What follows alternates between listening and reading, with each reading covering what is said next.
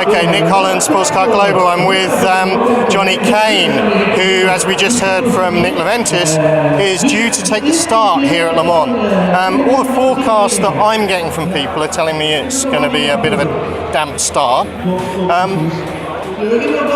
How is it to take the start at Le Mans with 60 other cars, 59 other cars? Pretty exciting. Get a few butterflies in the stomach, a bit of nerves, but I think without that, it wouldn't be you wouldn't be normal. So, but no, I'm a massive crowd here. Obviously, most important race of our year, double points. So finishing the race is really important, and everybody gets pretty racy at the start normally. But I've done the start stint quite a few times over the years already, so I know what to expect. Unfortunately, if it is wet, then that just adds another sort of tricky element to it, but hopefully we'll be all right. Yeah.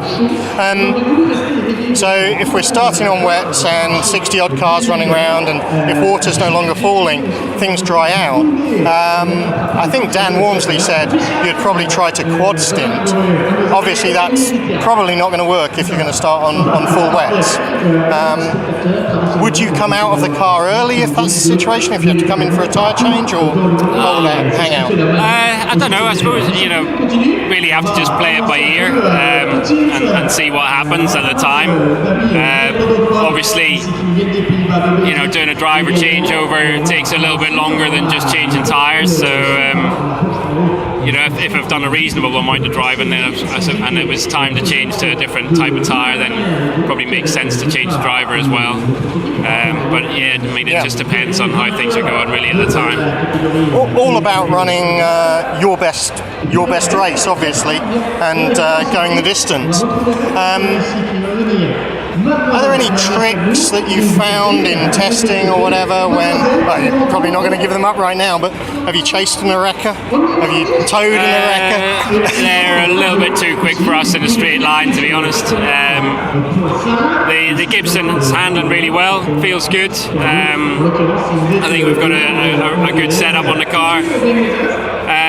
Fairly pleased, to be honest, with 8th on the grid. Got a bit of traffic in qualifying, maybe could have been 5th or so. And I think with the slight deficit in straight line speed, we've probably achieved a fairly decent result with that. So going into the race, pretty happy with the car, and it's a long way.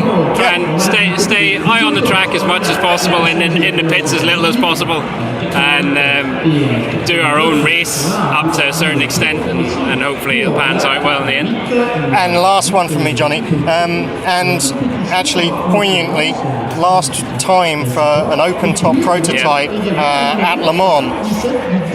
In the wet conditions, how much does open top affect you? Is it a positive in terms of keeping cool, or negative in terms of the water, or does it all just fly over? I would still probably always rather be in an open car, to be honest. Most of the people in P2 will have come up through single seaters, and are more than used to driving around some damp tracks in the UK with your head out the top. So I'm happy enough. Really quite enjoy driving in the wet, actually. But hoping it might be during the daylight hours if it is here on Saturday and Sunday. But you just have to take what comes. This race has a habit of throwing things at you when you don't expect them, and it's how you react to those situations that can either make or break the day. So looking forward to the event, and hopefully I'll have a decent result. Brilliant, Johnny. Well, Sports Car Global, we're all behind Strakka. We love the colours of the car, we love the names, the sociability of the car, and as a driver lineup, you all seem to be very well matched, although we do know you're the fastest. Good luck, take care. Thanks a lot.